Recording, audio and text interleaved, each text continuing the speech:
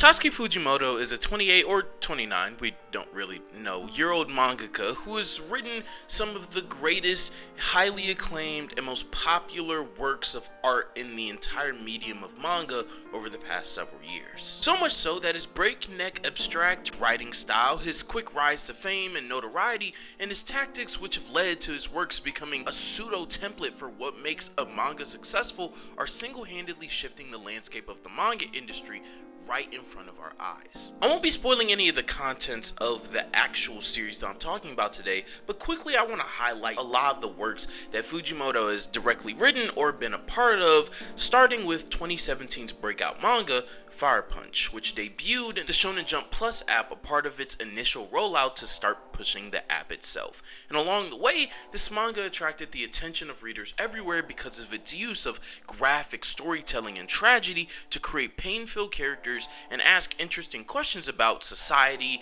and humanity. It quickly rose to notoriety after being nominated for multiple manga awards in Japan, as well as establishing Fujimoto as an up-and-coming hot name in the manga industry.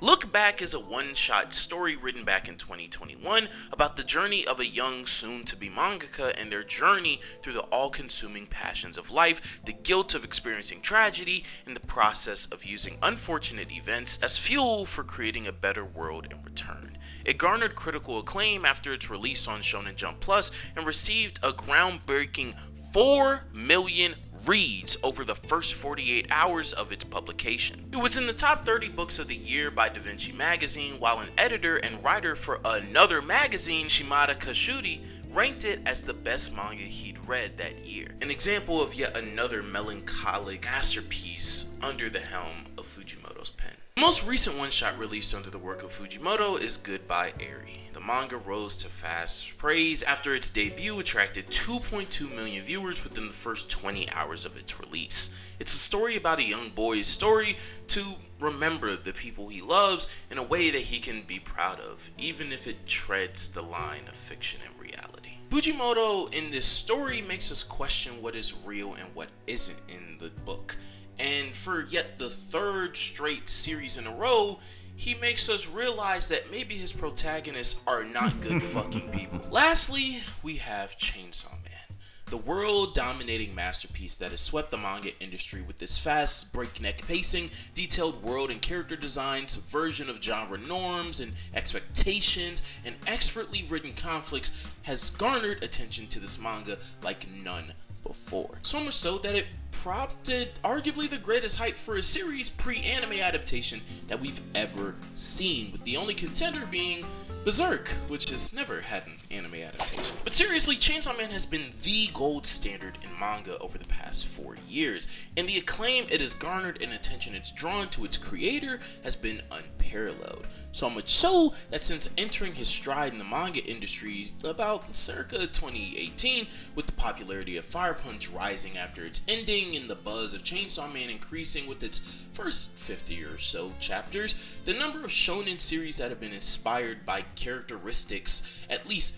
popularized by Chainsaw Man, Fire Punch, and Fujimoto's writing style in general has risen tremendously. Fujimoto has changed the layout of shonen manga so much so that Weekly Shonen Jump in its entirety is changing its formula and its characteristics in what it's finding and looking for in a series to find the next Chainsaw Man. And in its search for trying to find out this next breakout hit in the same mold as Fujimoto's work, they are actively destroying what made the magazine in the first place. If your series in Shonen Jump isn't an automatic banger or on pace to have about 1 million copies in circulation within its first 400 days of publication and join the upper echelon of shonen manga as a pillar in the magazine, then your series is getting fucking cut, bucko. Add that to the relatively sudden and possibly premature endings to a lot of Weekly Shonen Jump's hit series in Food Wars, Haikyuu, Demon Slayer, especially since 2019, and you have a magazine who is in a desperate attempt to try to capture that lightning in a bottle again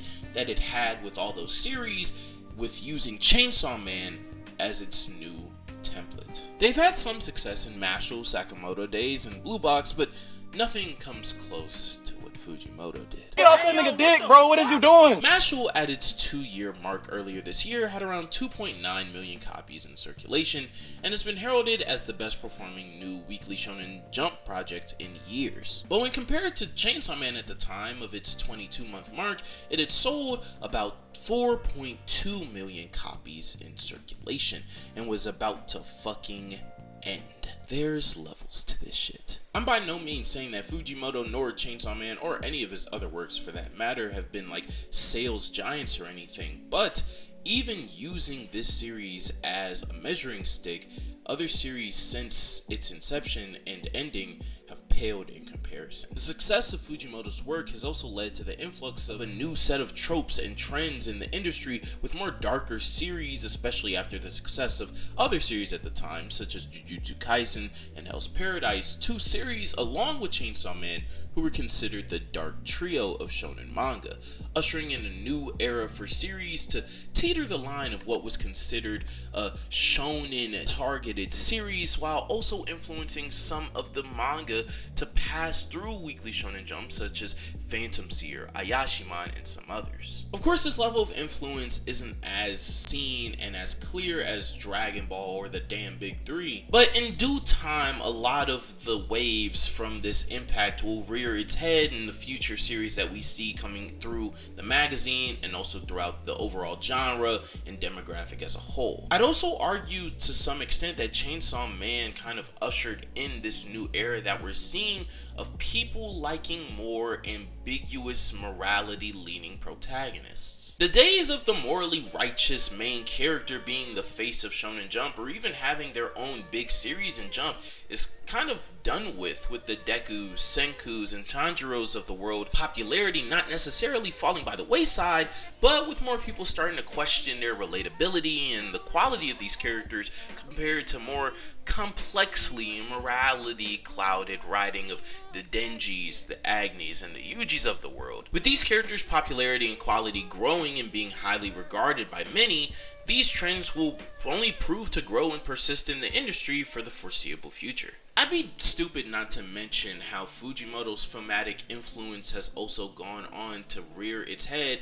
in not only his works, but also kind of impact the rest of the industry, series by series, year by year, as we've seen it grow. It's also what separated him from the pack when it comes to captivating readers in his stories. Not many other mangaka are able to replicate his storyboarding type paneling that we see in a lot of his stories, such as Look Back, which is simply just a love letter to Fujimoto's love for the film industry, and we also see it currently showing its head in Chainsaw Man Part 2. Another part of the changing of the guard that Fujimoto is ushering in himself comes in his own actions, not necessarily the writing itself, but how he has influenced the very culture and fabric of the manga industry in itself. As mentioned before, Fujimoto has written a handful of one-shot manga which have taken the world by storm in all their 150 plus page beauty and have single-handedly increased the popularity of one-shots in general, as well as expanding how manga readers, especially digitally,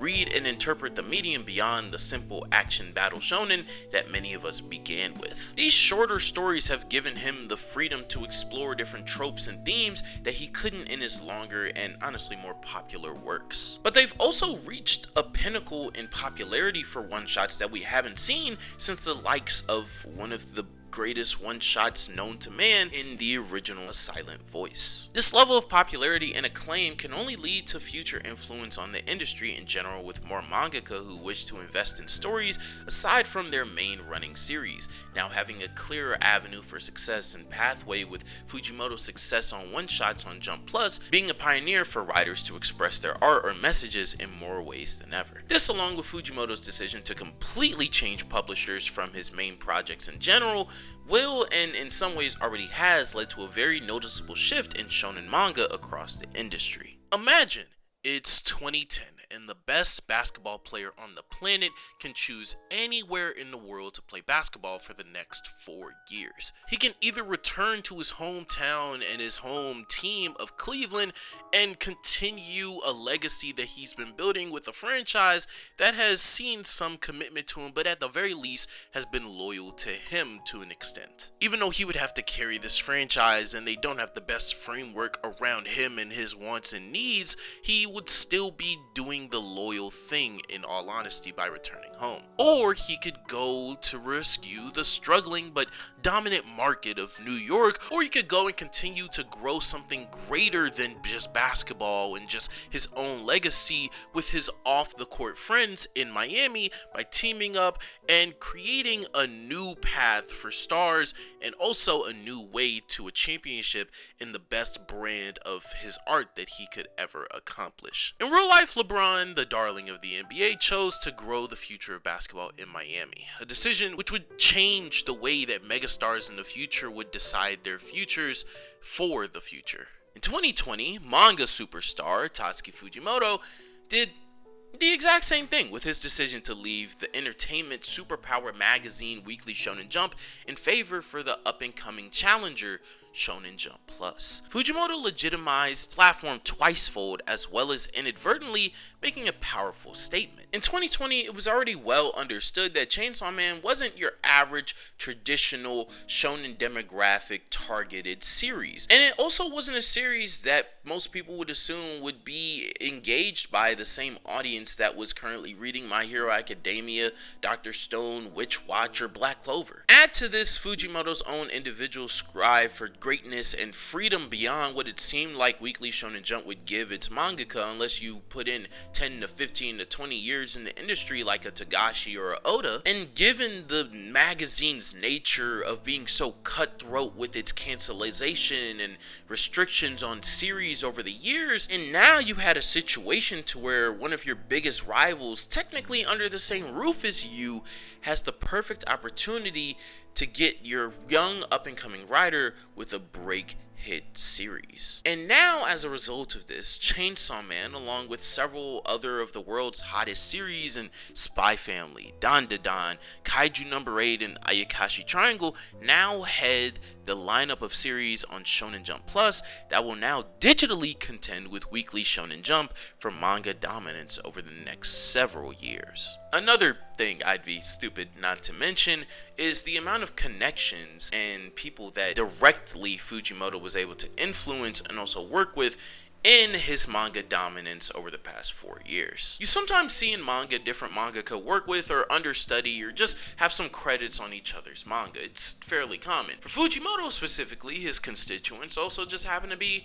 some of the best young mangaka in the entire shonen demographic. Yuji Kaku is the mangaka whose start in the manga industry actually began back in 2013 with his debut series, Phantasma, which I've never read and neither has anyone else. It has 11 chapters and like 1,000 people on Mal have ever heard of it, but beyond this, Kaku worked as an editor at the publishing office of Shueisha before returning back to the writing desk to work with Fujimoto on his breakout hit Fire Punch. Kaku would work with Fujimoto at the writing desk for a short while, and the two engaged in a lot of conversations where they expressed their shared interest and love for the film industry, as well as their similar approaches to storytelling. Kaku would understand part of the magic behind Fujimoto's writing, which was held by the fact that, quote, "I believe the main character should be similar to the creator. The main character appears the most throughout the story, right? That's why it's easier to write if the creator makes their own emotions as the main character's emotions." Kaku would take this approach more so in his next series and breakout hit of 2018, Hell's Paradise, a story of a soulless, determined assassin, Gabimaru the Hollow, and his journey through hell and back to reclaim the one thing in the world he holds dearest to him that was taken away. The story's world building of its single island setting, as well as its exploration of human nature and the development of the main character, led it to become recognized as shonen's great works over the past few years, earning a place in Shonen Jump's Dark Trio, as well as establishing Kaku as a mangaka who could hold his own in the industry. His most previous series, Ayashiman, was cancelled recently from Weekly Shonen Jump as a result of a middle-of-the-pack reception compared to his previous works at the very least, and sales than some of its competitors in the magazine. But maybe with the switch to a more modern and accepting platform, Kaku can continue to put out series that captivate audiences for years to come. Tatsuya Endo was an assistant to Fujimoto during his time of writing Fire Punch, who was really just working with him to understand how to use assistants himself. By far the most notable work for Endo is his star shonen hit, published in Jump Plus, Spy Family. Yeah. Endo has more than proven himself in his 20 years in the industry to be a stable and impressive writer, and in himself has defined his own style that's disconnected from Fujimoto, and given that there's not really anything I could say here. I just want to mention him given their previous connection. That's all. Next, I want to talk about one of Fujimoto's more unknown or underground assistants, Odo Toda, who also worked alongside Fujimoto under the writing of Fire Punch. The two have also collaborated most recently on a 20-page one-shot titled Just Listen to the Song. Okay then, I will. Drumming that bitch. He's a nerd. Oh my god. But seriously, it's a good read about overinterpreting art and how truly the only person that will always understand what art means is the hands of the person who created it. Toda did the art for the entire one-shot, as well as back in 2017 writing a few short stories which feature a main character who's transgender in a josei series. So if you're interested in something like that, check it out, and shout out to him for being inclusive with his writing and just being an amazing artist at the very least. I hope in the future he's able to have full control over a series under his own helm, and hopefully it does well. Last but certainly not least, we have Yukinobu Tatsu, who again was an assistant to Fujimoto during his stint on Fire Punch, and since then, Tatsu has taken the abstract storytelling, imaginative set pieces, and progressive paneling Fujimoto popularized and took it to an entirely different level in Dandadan, with its non-stop attention-stealing art, ridiculous situations, and constant engagement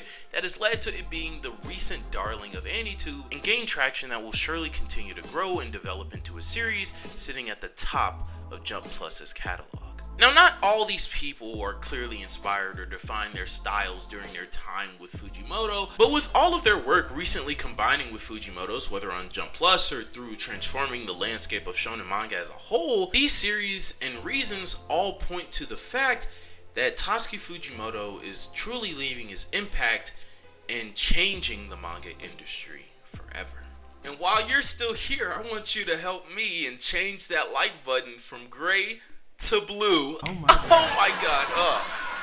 I don't know why I wrote that. It took so long for me to think of like a way to tie that into. And also subscribe if you're not already subscribed. We're still trying to grow towards monetization, but more importantly, 1,000 subscribers. And I just appreciate every one of you guys just taking your time out to watch this video and continue to watch these videos. I know they're coming out less frequent and very infrequent, but my spring schedule is much clearer, and with the help of my buddy River, we're going to be getting these videos out to you guys on a more consistent basis in the future. I hope you guys have a great day. I have to get my ass to band practice for the second to last day of the season. I will catch you guys later. Hope you enjoyed once again. Thank you for watching, and I'll catch y'all later. Peace.